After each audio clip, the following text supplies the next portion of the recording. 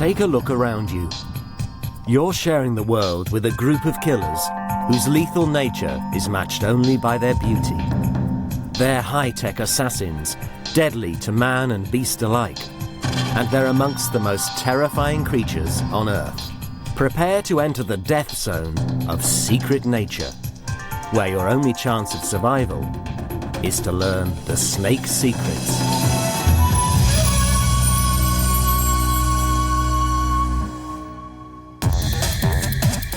Snakes, the deadliest assassins imaginable. There are 2,700 species alive today, and all are efficient killers. Their victims smothered to death, or injected with venom so potent it can kill a man in minutes. They bite 1 million people each year, and 100,000 die. They're terrifying, and they're here to stay. Snakes can be found all over the world. They've adapted to every habitat but the poles, where it's simply too cold. Evolution is driven in part by an animal's surroundings. So snakes the world over match their size, shape and colour to suit the conditions they live in. It's a process known as convergent evolution. Look at this boomslang and green mamba. Both have evolved in rainforest canopies to have long, slender green bodies, large eyes and fast-acting venom. Killing prey quickly is essential in the treetops where it can easily escape.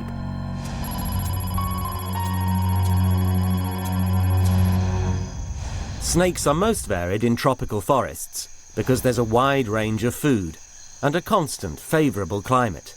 Under these conditions, they've become specialists. This one, for example, feeds mainly on frogs' eggs. But despite popular belief, snakes are rarely found in large numbers here. Most live solitary lives. Temperate forest is a poor snake habitat. Snakes need sun to keep warm. The cool climate means species like the gaboon viper and European adder survive by concentrating around sunny clearing. Desert covers 30% of the Earth's surface. Conditions here are near perfect for snakes. More species can be found in the desert than anywhere else, and more of them. At first sight, you might think the desert lacks the prey necessary for snakes to survive. But being reptiles, snakes are cold-blooded. They don't use food to produce body heat, just the heat of the sun. That means they can survive on 1/5 of the food other creatures require. They can last as long as 3 years without feeding, and while you or I would quickly die from dehydration, in the desert, a snake's scales prevent the loss of water. Swamps and marshes are common the world over, and are a favoured habitat for snakes. With frogs and fish in abundance, food is plentiful and readily available.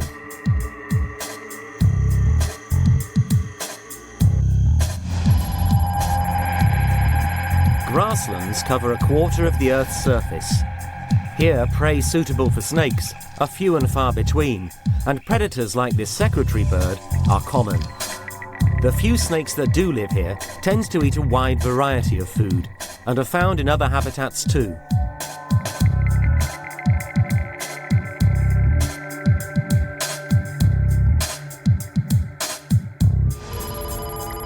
With oceans covering 70% of the Earth's surface, it's little surprise that snakes have even invaded the seas. But being cold-blooded, aquatic snakes are confined to tropical seas where the water's warm and fish shoal around coral reefs.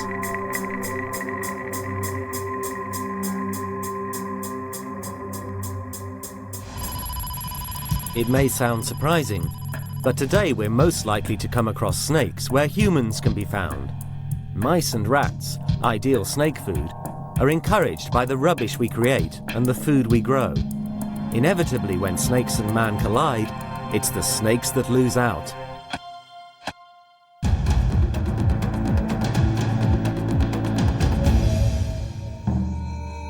Snakes evolved from lizard-like ancestors 130 million years ago. They're latecomers in the reptile world, And because of that, they're superbly adapted to life on Earth.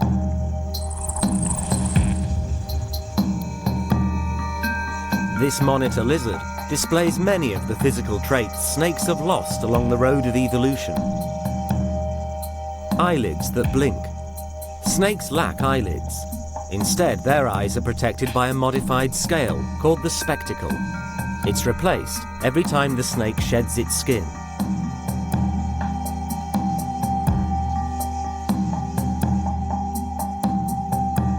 Another difference between snakes and lizards. Snakes have no external ears. Instead, they pick up sounds as vibrations in their lower jaw bones.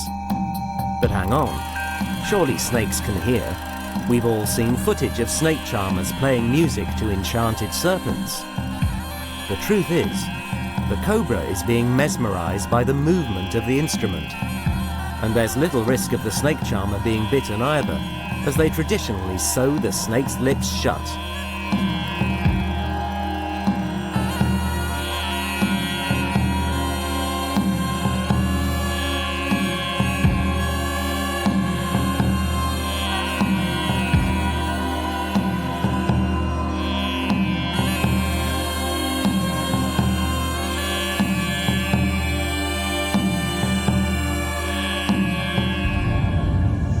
Of course, the other difference between lizards and snakes is that lizards have powerful legs.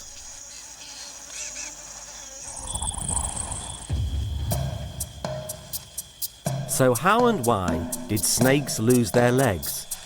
And how can we be sure their ancestors possessed such seemingly essential tools? We can get an idea of snake evolution by looking at their modern-day cousins. Some lizards seem caught midway to becoming snakes. This Australian blue-tongued skink has legs that can hardly support its own body. And the burrowing skink seems even closer to a snake. So snake-like are these lizards that perhaps their bodies are adapting to the same pressure that drove the evolution of true snakes. One of the most popular theories of snake evolution is that their bodies were initially designed for burrowing. Once underground, snakes no longer needed eyes, so they became blind, and legs would have hindered their movements. They only emerged and developed their unique eyes once small mammals had evolved topside as food.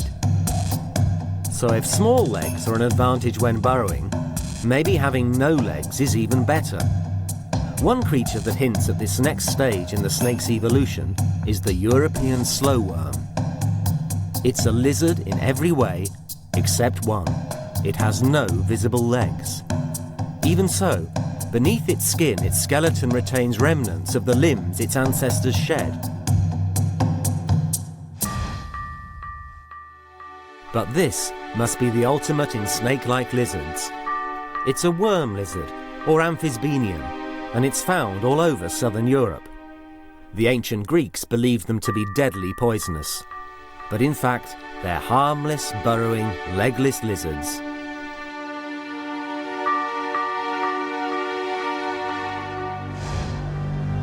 This, on the other hand, is a true snake, a python, and we can prove its ancestors had limbs. The clue lies towards the end of its tail. Pythons have what's known as a vestigial or remnant claw on either side of their body. You can see the claw here on the skeleton, attached to the snake's pelvis.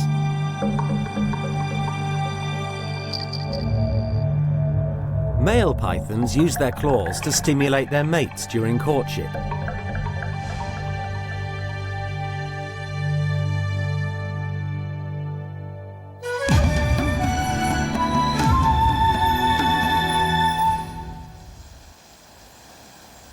You might think that lacking limbs would be a disadvantage when it comes to moving. But as this 17-foot python shows, snakes can reach the parts other reptiles can't reach.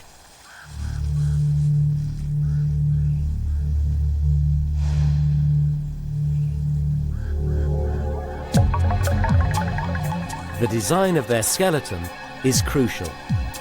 Snakes have around 400 pairs of ribs. Look closely. The bulges on these ribs show where the bones were broken while the snake was still alive. With so many ribs, snakes can afford to crack one or two.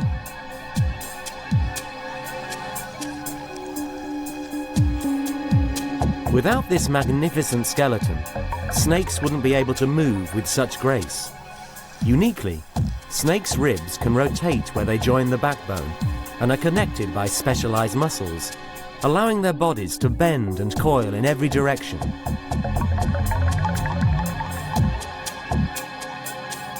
Considering the range of habitats in which they're found, it's obvious that being legless isn't a disadvantage to snakes. In fact, it's the opposite. Snakes can even change the way they move according to their size and the surface on which they're found. And it's all thanks to the unique arrangement of their muscles and ribs.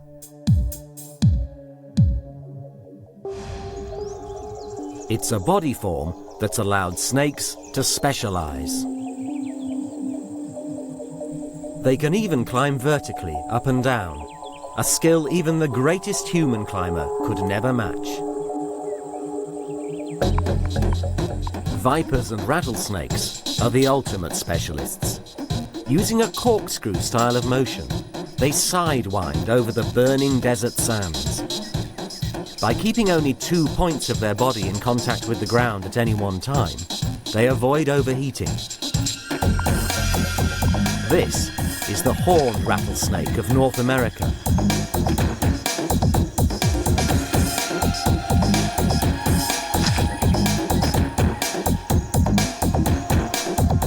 And snakes can be fast. The hissing sand snake is one of the fastest. Notable for neither living in sand nor hissing, it can travel up to 11 kilometers an hour in pursuit of prey or avoidance of predators. But don't panic. It's unlikely that any snake could chase and catch up with you.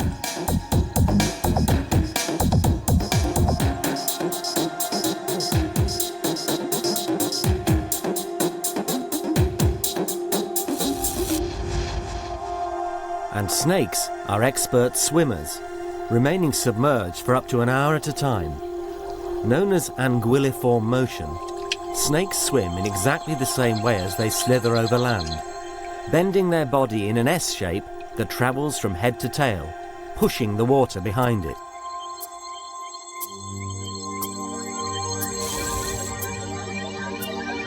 It's all thanks to their unique muscles and ribs.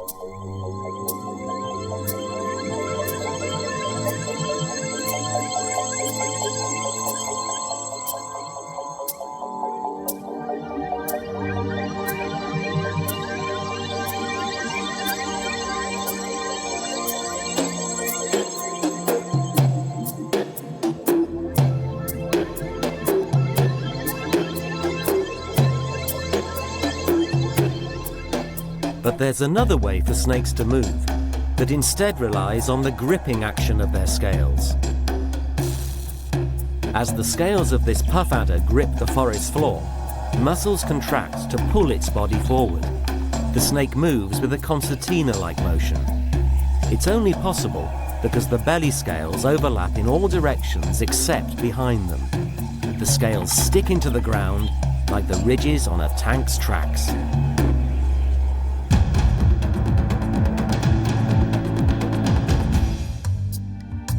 Scales aren't just used for moving. They also show off a snake's true colors.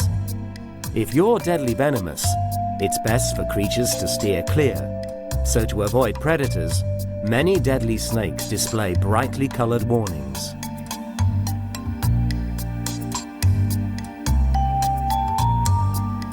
The American coral snake advertises its status as a killer with bands of yellow, red, and black. Using bright colors to advertise that you're deadly is a trick other species have evolved to exploit.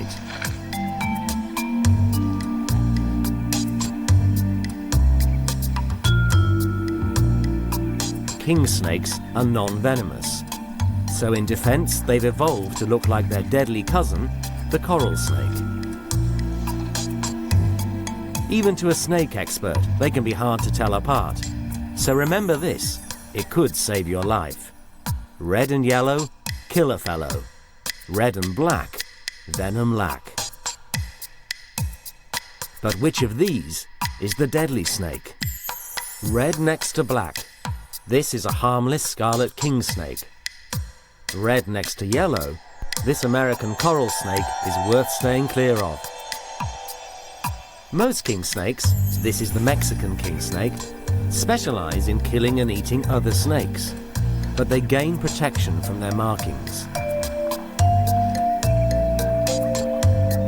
This Californian kingsnake lacks the red bands altogether, but its striped pattern may still afford some protection.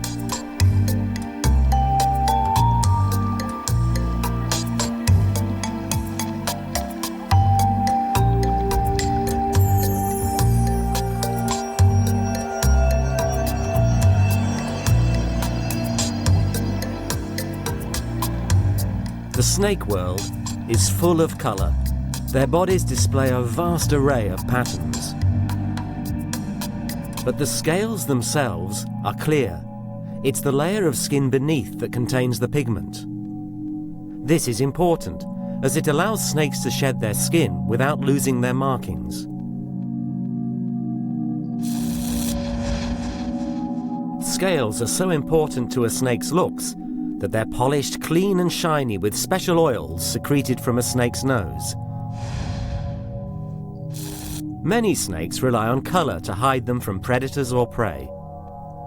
This European adder's body is a perfect match to the surrounding bracken.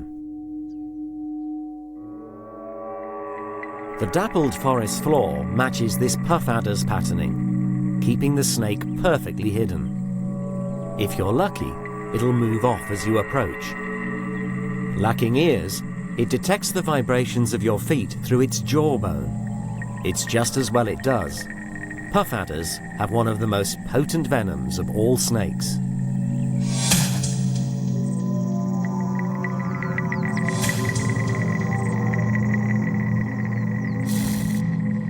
Here's another disappearing act.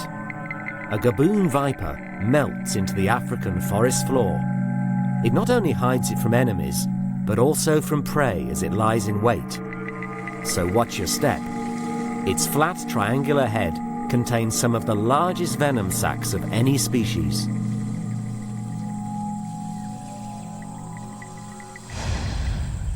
Snakes take on many guises. If you're a tree climber and hunt in the canopy, then it pays to look like a tree, and this green mamba is extremely good at that.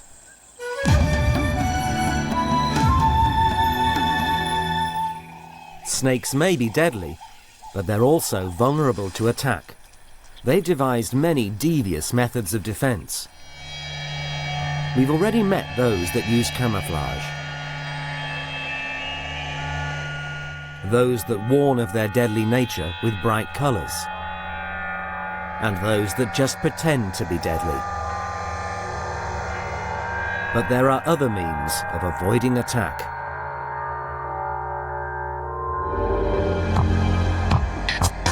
Some snakes, like this grass snake, play dead to fool their enemies. To add to the effect, it smells as if it's rotting, releasing a foul-smelling ooze from glands near the tip of its tail. Coming back to life only when danger has passed.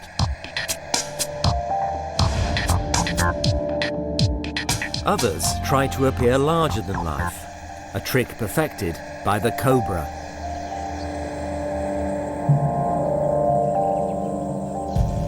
It can enlarge its neck by contracting muscles between specially elongated ribs. The expanded hood is a deterrent to any would-be predator.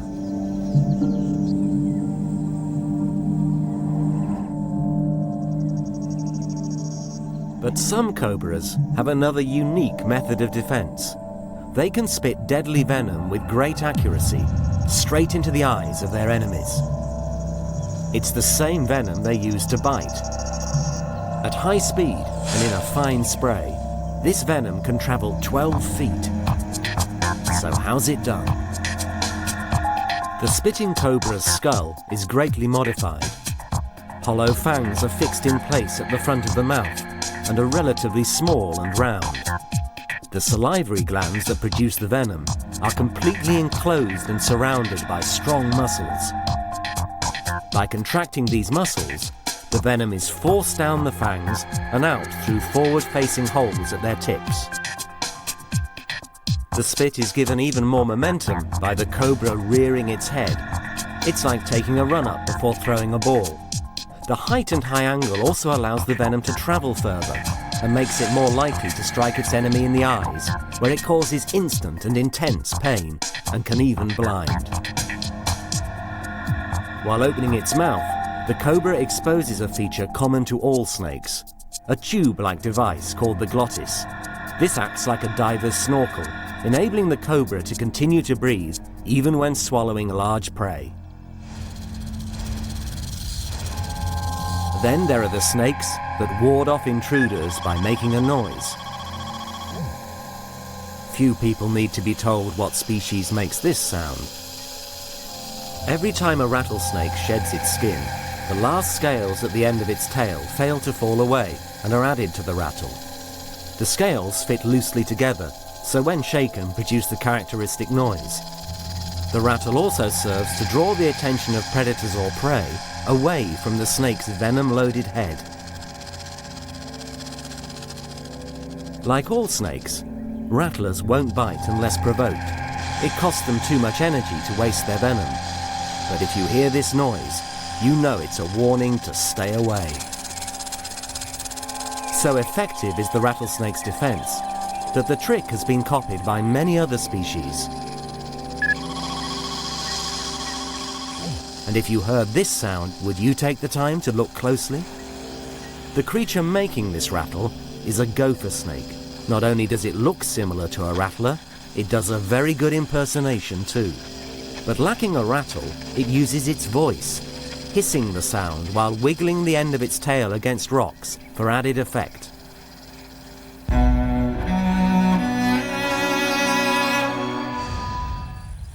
Besides being an effective defense, camouflage is essential in allowing snakes to get close enough to kill their prey. Thanks to the unique arrangement of their muscles and ribs, snakes are primed to kill in two distinct ways. First, the strike. Let's see that again.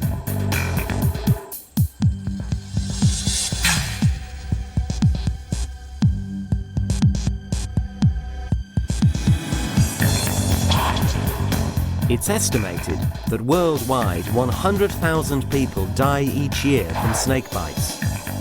Figures are greatest in the tropics, where barefooted workers stumble across sleeping or slow-moving snakes. In an instant, the mouth is pumped full of venom. Let's see it again in slow motion. Our camera runs at 25 frames per second, so this strike takes just over 1/25 of a second.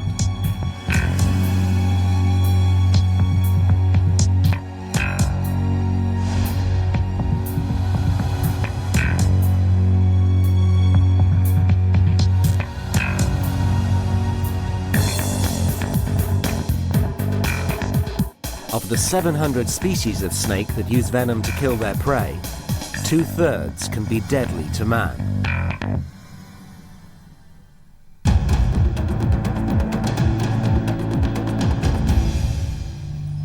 Many people are terrified of a snake's forked tongue, but in fact, it's quite harmless. The tongue is used for smelling the surroundings, sampling the air, and relaying scent molecules to a specialized area in the roof of the mouth, called the Jacobson's organ. But it's the snake's venom-injecting fangs that do the damage. This is the skull of a rattlesnake. Like all vipers, its fangs are not only positioned in the front of the mouth, but they're hinged and can be folded along the jawline when not in use. And there's a row of smaller teeth behind the fangs that hold prey tight while the venom's injected. Snakes primarily use two types of venom. Rattlesnakes and vipers like this puff adder use a hemotoxin. This breaks down the tissues and blood vessels of the prey, killing it through internal bleeding. Other species like this green mamba inject neurotoxins. These paralyze the prey by affecting the nervous system, preventing the victims from breathing. Cobras also use neurotoxins, and as we've seen, unlike vipers, their fangs are fixed in the front of their mouth to spray their enemies.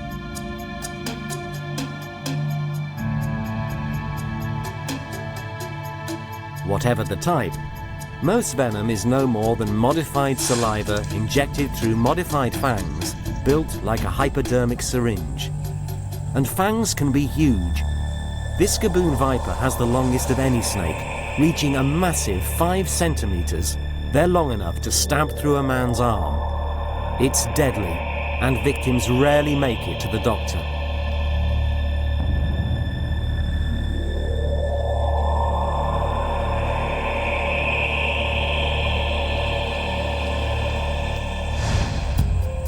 This may look like a harmless tree snake, but in fact, it's the deadly African boomslang. The boomslang has 4 fangs in the back of its jaw, 2 sets. One set can replace old, damaged or worn-out fangs over the snake's lifetime. These fangs aren't hollow syringes. Instead, venom travels down grooves on their surface into bite marks in the prey's flesh. It produces a highly potent venom that can be fatal to man and is one of the deadliest of the rear-fanged snakes. The boomslang has large eyes to hunt lizards, birds and mammals, but it's not easy to deliver venom with teeth at the back of the mouth. So prey like this chameleon will be bitten repeatedly to open up the wound and maximize the amount of venom entering the body. If there are advantages to having a long, limbless body, there are snags too. Swallowing food is one. Snakes have no chewing teeth, so must swallow their prey whole. Prey that is often larger than their own mouth. So how do they do it? Their heads literally go to pieces as they eat. As this puff adder shows, snakes have an additional bone and hinge-like joint in their chin. It allows their jaws to dislocate, so large prey items can be swallowed.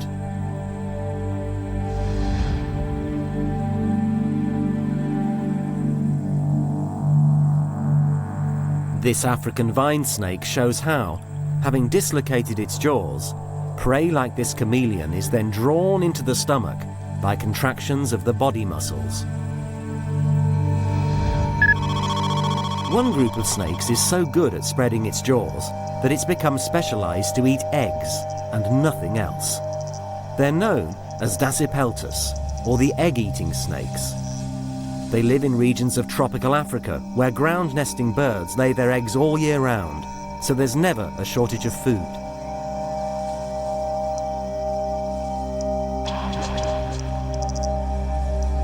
Like all snakes, it's able to dislocate its jaw while muscles force the egg into its body. Once inside, the egg comes into contact with a series of bony spikes unique to this species, downward-pointing extensions of the snake's own backbone.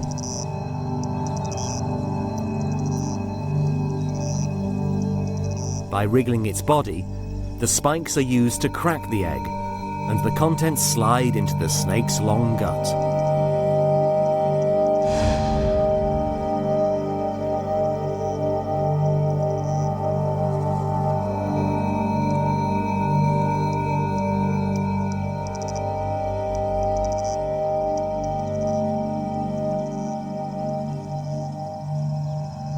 All that remains is for the snake to dispose of the packaging, and the indigestible eggshell is regurgitated.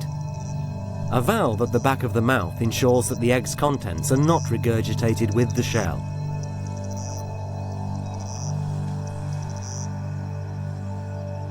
It's a perfect way to feed. A high-protein diet, nothing lost or spilled, and the waste matter neatly disposed of. Eggs must be one of the best sources of food for any snake.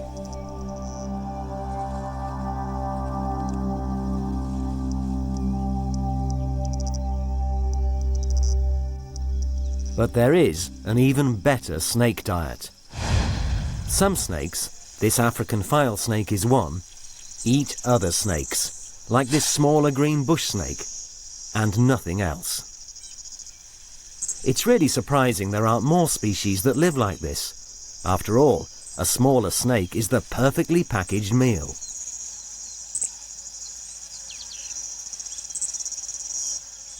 The file snake's stomach runs the whole length of its body, and the prey fits inside beautifully, with no awkward protrusions like legs to get in the way. A special enzyme in the blood of snake-eating snakes protects them from deadly venom ingested with their prey. It's a chemical that may one day protect people too.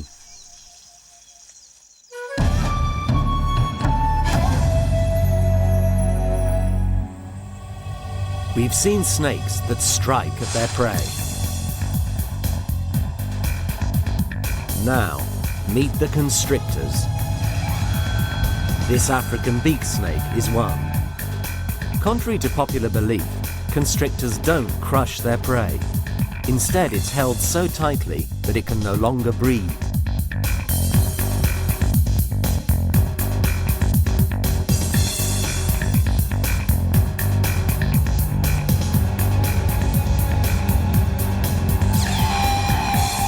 This mouse will suffocate to death.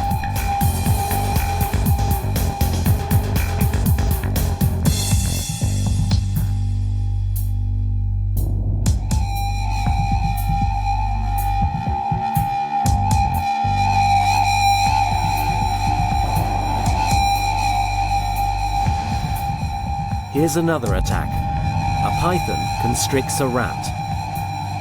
The lifeless rat is moved into position, and the snake gears up to swallow its meal whole.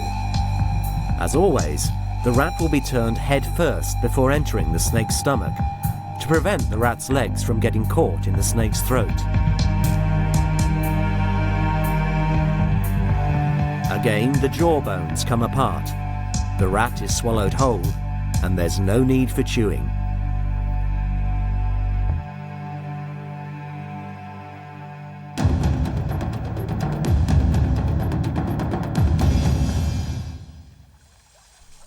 All snakes are good swimmers. It's a classic example of the versatility of a body design that can adapt to any environment. And some, like this grass snake, even hunt fish.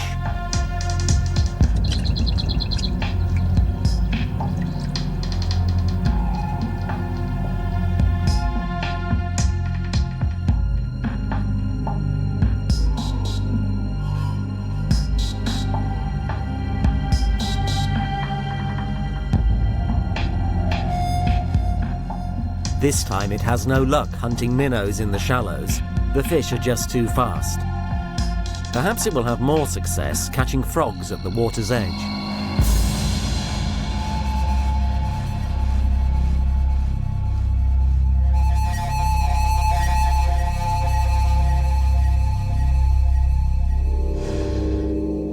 Due to the wide range of ecological niches available, there's a huge diversity of highly specialized snakes living in tropical jungles.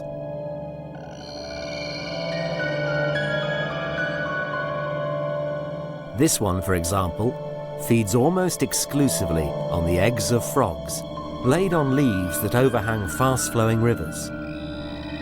The frogs will return to lay more and more eggs on successive nights, so even if the snake has a large appetite, there will always be plenty of food.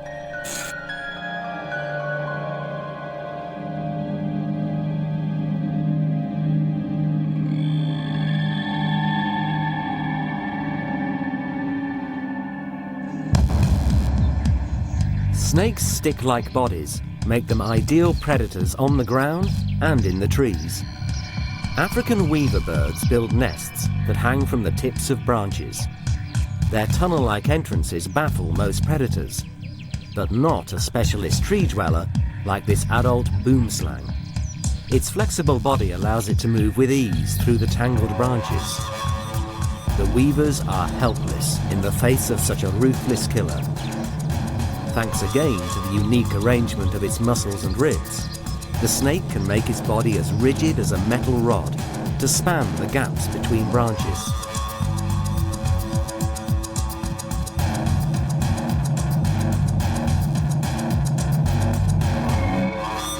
Snakes are all potent killing machines from which few creatures are safe. But in reality, snakes spend less time killing than any other predator. Being cold-blooded, snakes waste no energy in keeping warm. A little food can go a long way. One meal swallowed whole with next to no waste can last them several months.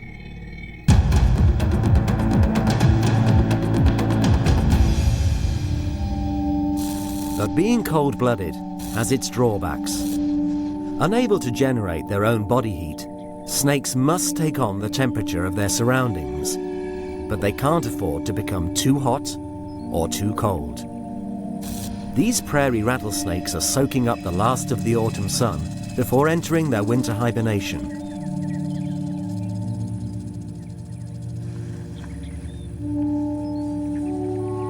They overwinter in traditional dens like this cave that may have been used for hundreds of years and by countless generations. Many of these snakes will have migrated from miles away before winter sets in. It's a real-life snake pit and a scene few horror films could match. The snakes will remain in the den until the spring warmth tells them winter has passed. And the first thing they will do on emerging is shed their skin. All snakes, this is a European grass snake, regularly shed their skin as they grow. Known as sloughing, the first sign is clouding over of the spectacle that covers the eyes.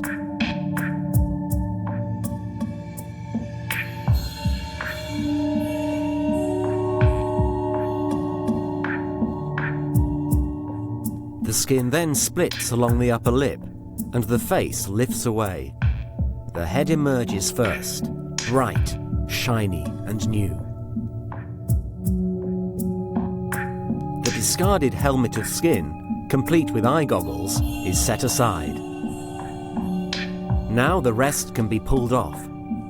By shedding their skin, snakes repair damage, remove parasites, and make space for their bodies to grow.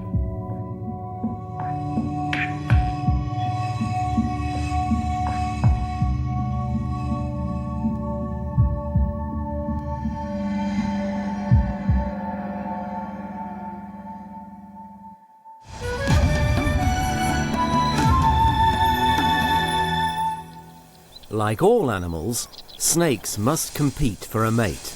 This is the so-called adder dance. But far from being a true dance, it's really a form of ritualized combat between males competing for a mate.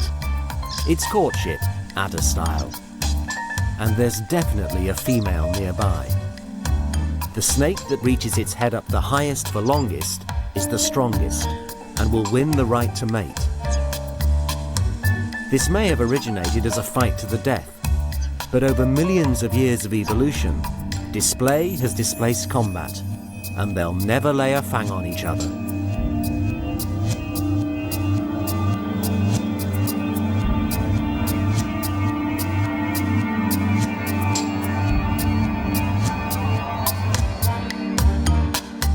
At the end of the contest, the strongest male will have established his dominance and will pass his genes on to the next generation. And as female snakes can store sperm for 5 years before fertilizing their eggs, the male that mates is sure to win out.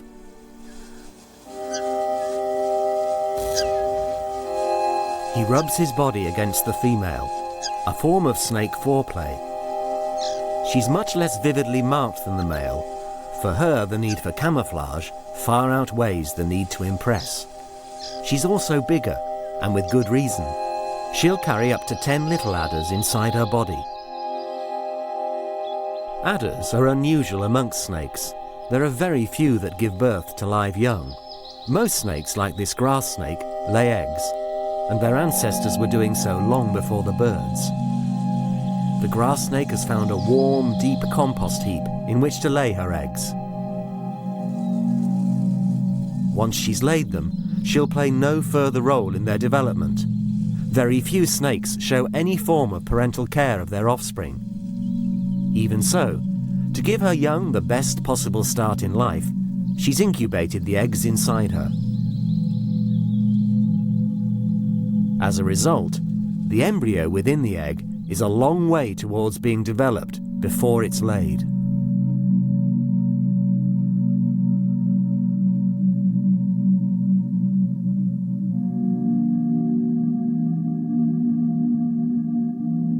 She'll lay as many as 40 eggs deep within the warmth of this compost heap before leaving them to take their chances.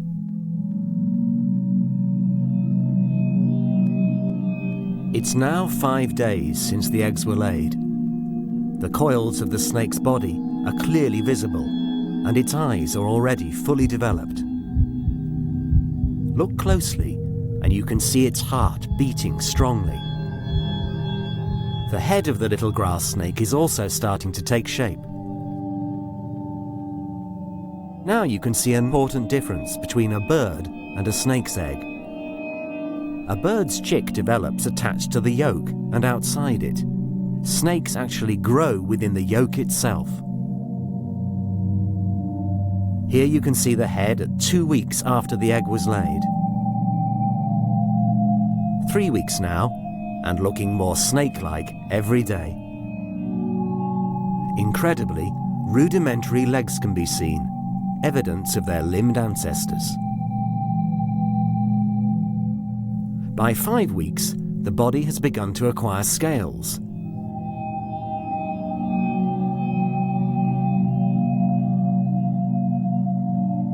Six weeks on, and nearly ready to hatch. Look closely at the eyes. They're clouded over.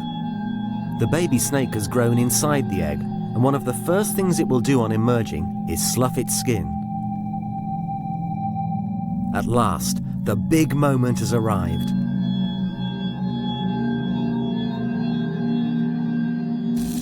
The flicking tongue gives the infant its first smell of the outside world.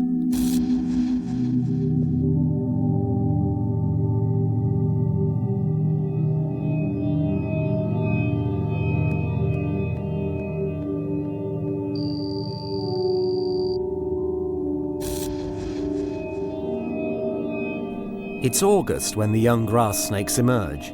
Winter and hibernation are only 2 months away. Before then, they must double their body weight and lay down enough fat to withstand the cold.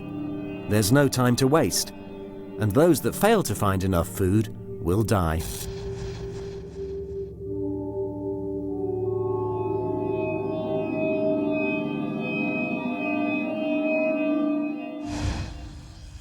Unlike grass snakes, prairie rattlesnakes give birth to live young. The mother kept the eggs inside her body until the embryos were fully developed. So her eggs were never left exposed to the elements or scavengers. Instead, they actually hatched within her body, and she gave birth to perfect miniature snakelets. It's a great head start in life. But the young will now fend for themselves. It's just as well that baby rattlers, like all venomous snakes, are born with a portion of deadly venom and a mouth armed with fangs.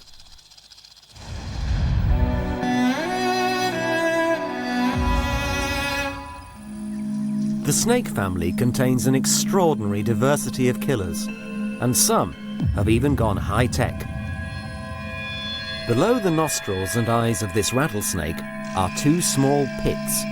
These are infrared heat receptors, and they can detect differences in temperature of as little as 1/1000th of a degree centigrade, ideal for hunting warm-blooded prey. As the rattlesnake moves closer to the mouse, the snake's heat-sensitive pits help pinpoint its position, and the snake is primed for attack. The strike is quick.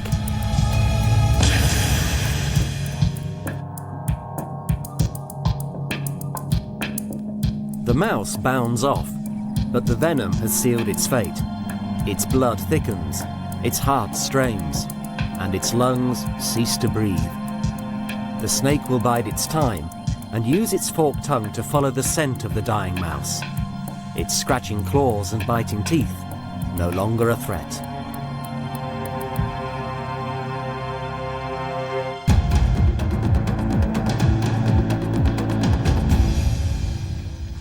Snakes may be potent killers, but they're also prone to attack, and there's no doubt that their number one enemy is man.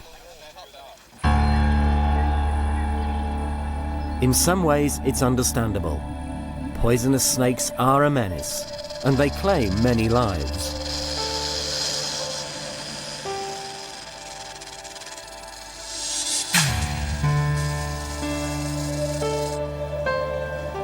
What you're watching is a rattlesnake roundup in the southern states of America. Roundups like this have been carried out annually for at least 300 years.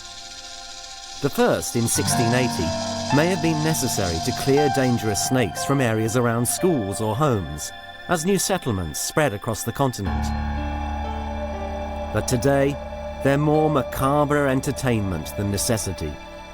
Sponsored by the local Chamber of Commerce, as many as 18,000 rattlesnakes can be brought in from one district alone. Many have been caught, not just at the time of the roundup, but earlier in the year, and saved up for this appalling circus. Whether you like snakes or not, whether you fear them or hate them, is immaterial when you see what happens here.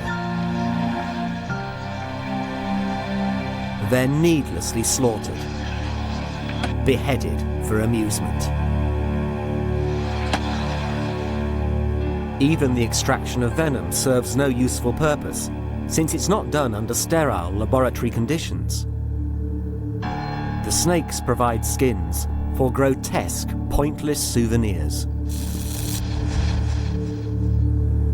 With up to 50 such roundups carried out across the continent, there may be as many as 1 million snakes killed each year.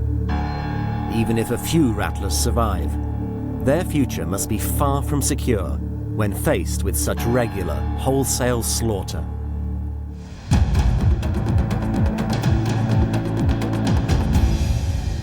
Snakes are everywhere. Like it or not, they dominate our world, and they're here to stay. Since the dawn of civilization, humans have had a special relationship with snakes. It's one part fascination, one part fear. Over the last 130 million years, they've transformed from lizard-like creatures to the deadliest assassins imaginable. Deadly and beautiful, versatile and fascinating, they're beauties and beasts. And they're all primed for attack. Vipers inject venom in just 1/25th of a second. Pythons suffocate prey with their 30-foot bodies. Rattlesnakes use heat-seeking technology that we're only just beginning to match. And cobras blind their enemies by spitting their venom. But snakes have a gentle side too. We've seen a grass snake carefully hide its eggs. And a prairie rattlesnake give birth to miniature venom-tipped snakelets with an instinct to kill. Snakes terrify us, and for good reason. Every year over 1 million people are bitten, and 100,000 die. Yet for much of their lives, snakes are secretive, reclusive, and shrouded in mystery and fear. If you want to survive, know their secrets.